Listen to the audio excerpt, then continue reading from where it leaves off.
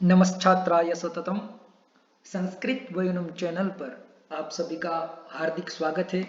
यदि आपने अभी तक संस्कृत वयनम चैनल को सब्सक्राइब नहीं किया तो सब्सक्राइब करें संस्कृत वयनम चैनल को। नीति शतकम की इस श्रृंखला में आज हम कीर्ति का महात्म्य जो है वह हम ठीक से जानेंगे कि यश जो है, यश की प्राप्ति के लिए मनुष्य को सदा ही यत्नशील रहना चाहिए, क्योंकि जो यह शरीर, यह मानव देह हमें जो प्राप्त हुआ है वह तो मरण धर्म है। यानी कि जिसका जन्म हुआ है उनका मरण जो है, उनकी मृत्यु जो है वह अवश्य ही निश्चित है। और भगवान श्री कृष्ण ने भी गीता में कहा है, जातस्य ही ध्रुवम मृत्यु। जिसकी उत्पत्ति होती है, जिसका जन्म होता है, उनका मरण, उनकी मृत्यु जो है वह अवश्यंभावी है।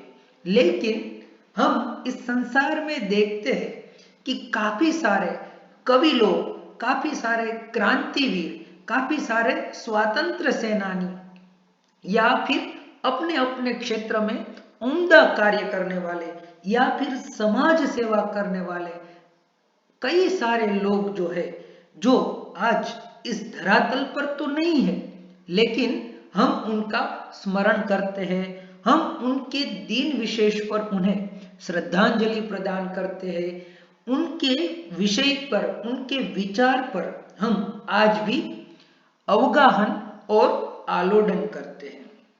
इसीलिए संस्कृत में भी कहा गया है, कीर्ति ही यस्य सजीवति। यानी वास्तव में जिंदा कौन है, जीवनमान कौन है?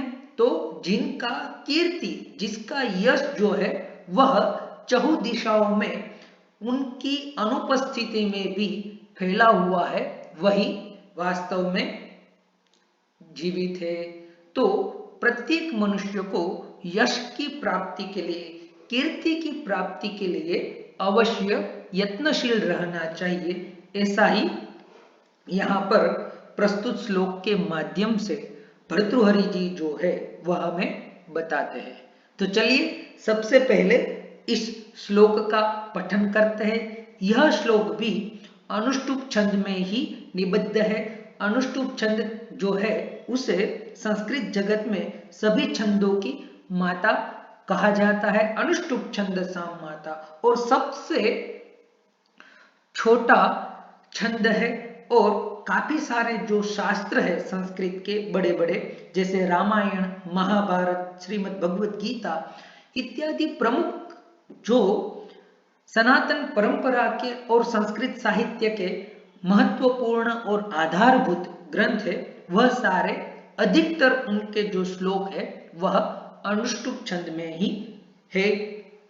तो इस छंद में 4 पाद होते हैं, सभी छंदों में 4 पाद होते हैं, और प्रत्येक पाद में 8 अक्षर होता है, और प्रत्येक 8 अक्षरों में 5वां अक्षर जो है वह लघु होता है। प्रत्येक पाद का 5वां अक्षर जो है वह लघु होता है, और 6ठा अक्षर जो है वह प्रत्येक पाद का गुरु होता है।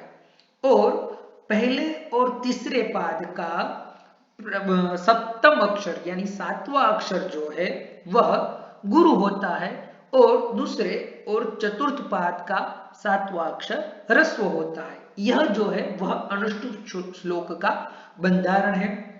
बताया गया है छंदो मंजरी में, श्लोके षष्ठम गुरु ज्ञेयम सर्वत्र लघु पंचमम द्विचतुष्पादयोर्ह्रस्वम सप्तमम दीर्घमन्ययोः।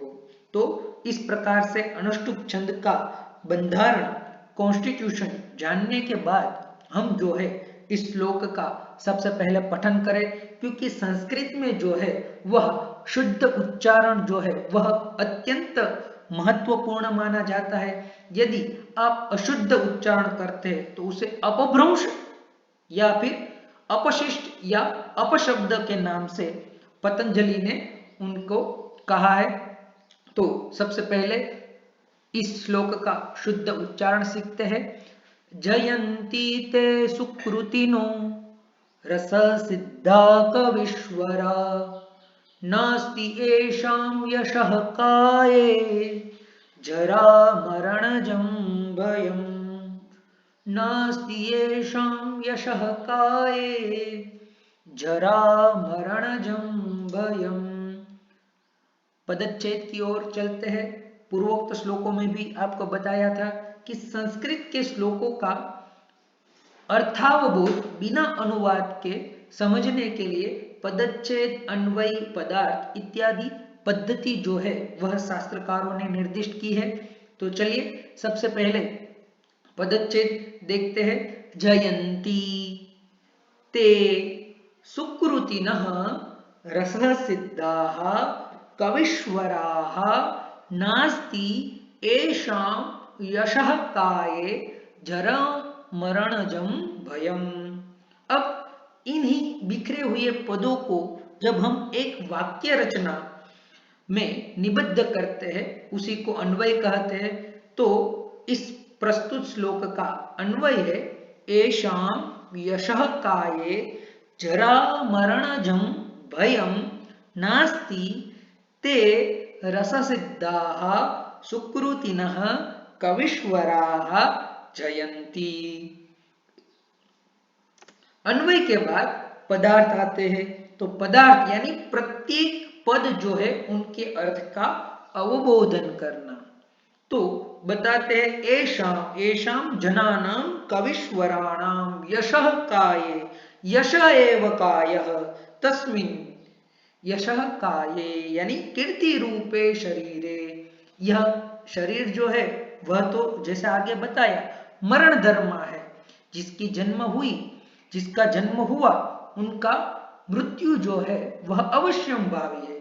लेकिन मृत्यु के बाद भी यदि हम किसी को याद करते हैं तो वही उस व्यक्ति का यश है, वही उस व्यक्ति की कीर्ति है जो कभी भी विनाश नहीं होता। और इसीलिए कहा गया, फिर से बताता हूं, कीर्ति ही यस्य स जीवति जरा मरणजं, जरा च मरणं च जरा मरणाभ्यां जायते उत्पद्यते इति जरा मरणजं वार्धक्य मरणजं भयं भीति, भयम अर्थात भीति नास्ति न भवति। ते शब्द जो है वह सर्वनाम शब्द है। तत्शब्द पुल्लिंग एक वचन, पुल्लिंग प्रथमा विभक्ति बहुवचन का रूप, सह तो ते।